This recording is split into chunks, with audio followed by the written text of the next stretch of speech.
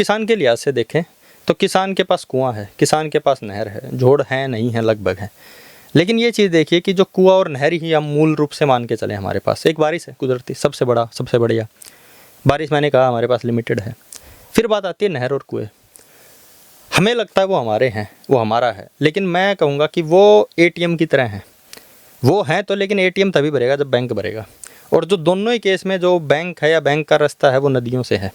हरियाणा पंजाब का ज़्यादातर, या हरियाणा में अगर हम बहुत ही सिंप्लीफाइड, क्योंकि हमारे पास लिमिटेड नदियाँ हैं, और उन नदियों में भी हरियाणा का बारिश का रन ऑफ नहीं है, वो ज़्यादातर ग्लेशियर मेल्ट है, मतलब जो हिमालय पे बर्फ़ पिघल रही है, जो हिमाचल से निकल रहा है, हिमाचल से निकल रहा है, या वहाँ की बारिशें हैं, क्योंकि वहाँ बारिशें रुक नहीं रही हैं, ज़्यादा आ रही हैं, डैम के थ्रू है या बैराजेज के थ्रू है या डाइवर्जन के थ्रू, लेकिन है तो वो सारा पानी वहीं का। कहने का मतलब है कि हमारे पास मतलब सोर्स है, रिसोर्स नहीं है ज़्यादा।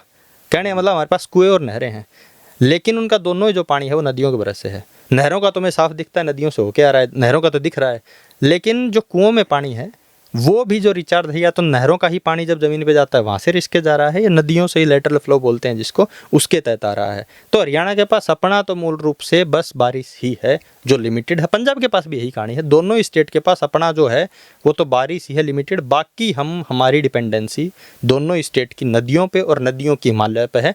तो हिमालय के ऊपर हमारी सबसे ज़्यादा डिपेंडेंसी है और वही हमारा मूल रूप से सोर्स है।